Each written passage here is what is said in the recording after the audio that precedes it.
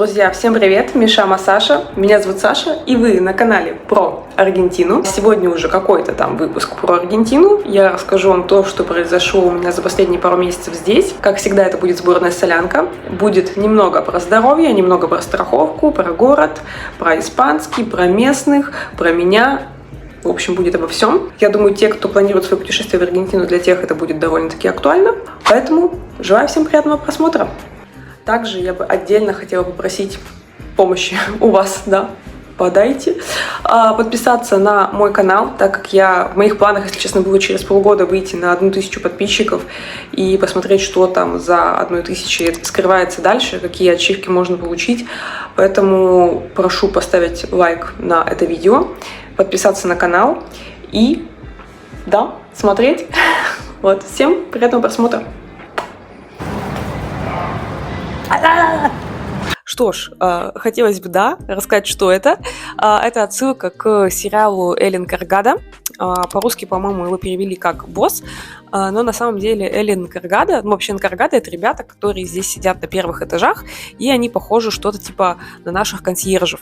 Но, то есть, у нас консьержи просто следят, да, кто вошел в подъезд и куда ты идешь, а здесь они еще могут помогать по хозяйству, короче, вот с покраской там стен могут помочь, если где-то, да, что-то попортилось и нужно подправить, например. Или нам он помогал с выключателем, у нас заел выключатель, и нам нужно было поменять, то есть он заказал, принес, поменял, то есть все, супер.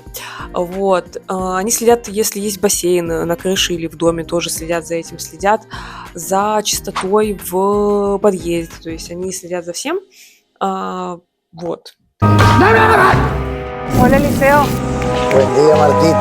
И второй сериал, который мы посмотрели, это сериал «Надо». Он переводится как «Ничего». Тоже очень прикольный, тоже советую всем посмотреть. И почему это очень прикольно, даже находясь здесь это все смотреть, так как очень прикольно потом гулять по этим местам, в которых снимался этот сериал. И ты такой, то есть, физически можешь очутиться в этих местах. Короче, такое прикольное ощущение, поэтому всем советую.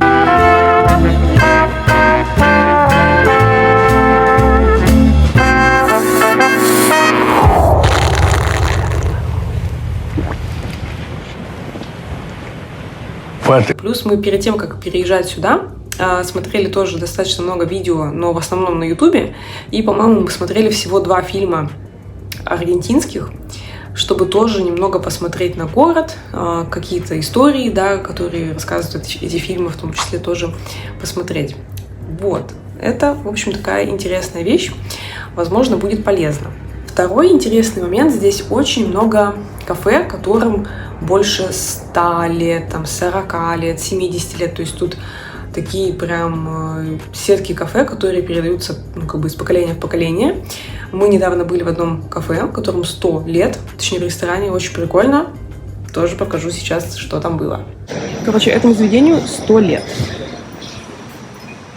Слышали хоть когда-нибудь заведение 100 лет? Что... Так. Я сегодня в таком луке. Пойдем сейчас пробовать. Мы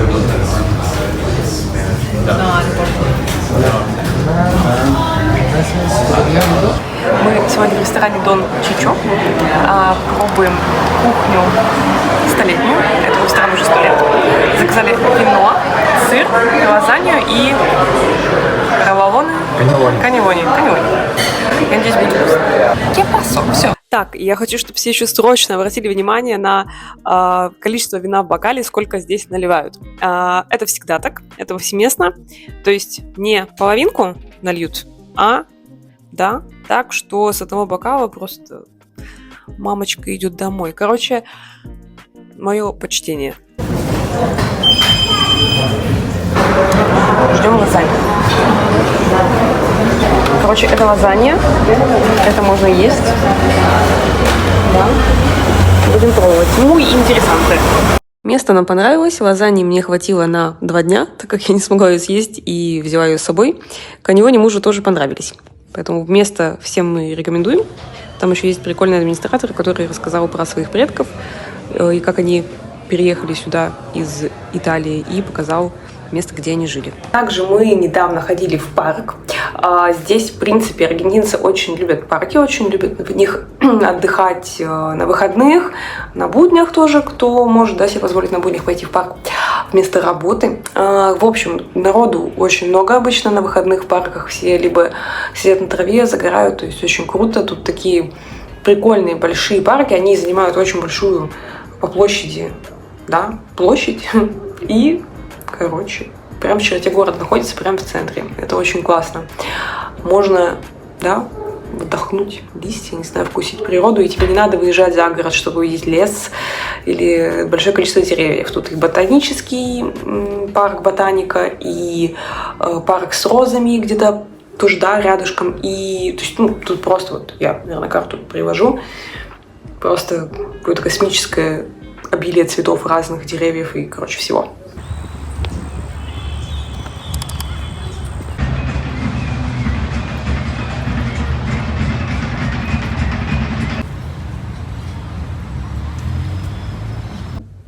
Также в парке мы увидели вот такое дерево. Оно называется жакаранда. Его очень много на разных аллеях. Прям аллеи есть, которые усажены этими деревьями. Оно цветет преимущественно весной и в начале лета.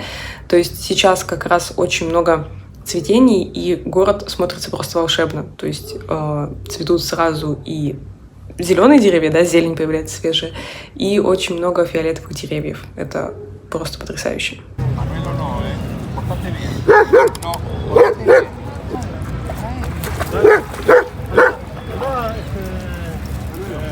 Короче, тут вокруг озера нет киосков ни с водой, ни с едой. С одной стороны, хорошо, что никто ничего не захламляет, типа не нарушает какую-то вайб такой nature природы. Но если хочется попить, поесть, да, то я не знаю, где это взять.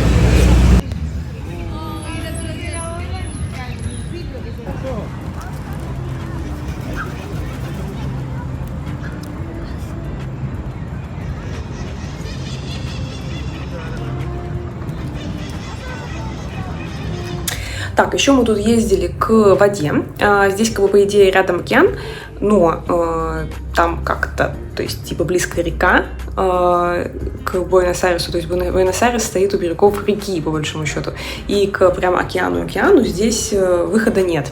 Вот, то есть, чтобы пойти поплавать в океане, нужно поехать в Мар-дель-Плату, либо что-то похожее, где есть слово «мар», да, «мар» — это море, либо, ну, можно, чтобы посмотреть на воду, вот мы ездили, собственно, здесь тоже в парк у воды, тоже было очень красиво. Там очень много было рыбаков, то есть там прям вот набережная, и вот так вот стоят удочки, короче, все рыбачат. Довольно это все мило и клево. Можно купить на месте, кстати, все удочки, все, что хочется. Вот, и там также рядом парк, можно покататься на роликах, на великах, ну, то есть тоже довольно-таки ламповое, прикольное место, советую к посещению. Также я обещала рассказать про страховки. Здесь есть, в принципе, два варианта, как ходить, да, к врачам. Это по страховке и за наличку. Я, собственно, ходила за наличку, я так и не купила себе страховку по простой причине, что когда я уже решила ее покупать, я уже много за что заплатила, и как бы я не видела смысла в этом. Так как страховка в среднем стоит $200, если мы говорим про вот эти две страховки, они в среднем стоят $200 в месяц, то есть за год это выходит $2400. Это классно, что она покрывает любые экстренные случаи, то есть и тебя 100% вылечит, чтобы ты там, ну, что бы ни случилось, то есть это очень комфортно. Но если ты часто не болеешь, то как бы это немного, да, может быть накладным. Из плюсов этих страховок: они дают тебе скидку в аптеках до 70% на все лекарства, и они дают тебе скидки на анализы, а то иногда некоторые анализы могут быть бесплатные по назначению врача, то есть только те анализы, которые назначил врач. Вот. Также я заметила, то есть, ну, доброжелательность в плане от аргентинцев насчет помощи, то есть вот как раз про ОСДы, про цены, это все мне рассказала девушка в одной из больниц, ну, то есть это просто была как прохожая, которая помогла мне, расписала, так как я у нее спрашивала вообще, надо ли это, ну, то есть какие есть хорошие. Она сказала, что вот у нее как раз ОСДы. Еще как раз важный момент, тут же все говорят на испанском, и вот очень классно, что все доктора очень терпеливо и доброжелательно относятся к тебе, когда ты либо общаешься на английском, то есть здесь большинство докторов знают английский и могут как-то, ну, по крайней мере, тебя понять. И помогают, ну, то есть тебе в плане пытаются тебя понять и пытаются тебе помочь.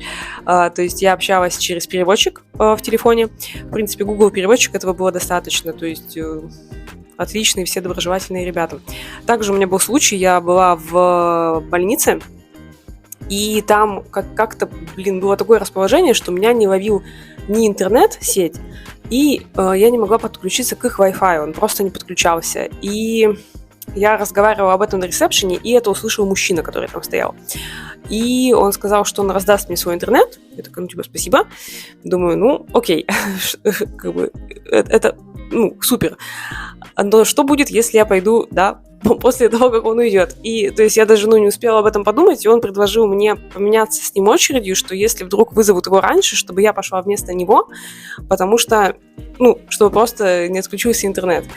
Вот, я такая, говорю, мне, слушайте, неудобно вас задерживать. Он настоял, то есть я пошла вперед него, пообщалась, то есть вышел, ну, супер благодарна этому человеку. На самом деле, короче, если есть какие-то проблемы, то местные очень готовы тебе помочь, то есть прям... То есть женщина, которая помогла мне страховками, все расписала, она видела мое потерянное лицо, что я не знала, да, какую страховку лучше купить, то есть мне мужчина не мог объяснить, какую страховку лучше купить для этой клиники, так как я подошла спросить на ресепшене про то, что какая выгодная страховка есть. И она, собственно, рассказала вот про эти варианты. Вот, короче, народ тут очень доброжелательный, это не может не радовать. Так я, наверное, рассказала сегодня все, что хотела. Я не успела, наверное, в этот ролик вместить концерт и одно день рождения, которое мы отмечали в очень исторической квартире в историческом месте. Но, да, вы можете на меня подписаться и дождаться следующего выпуска, и я там все это покажу, расскажу. Так как в Аргентине очень много приезжают разных концертных групп из Америки, из разных стран, и, короче, очень круто. Каждую неделю буквально я смотрю, как либо знакомые ходили на концерт, либо мы ходили на концерт. Короче, это очень классно. Вот, все. Всем спасибо за просмотр. Всем пока, всех целую.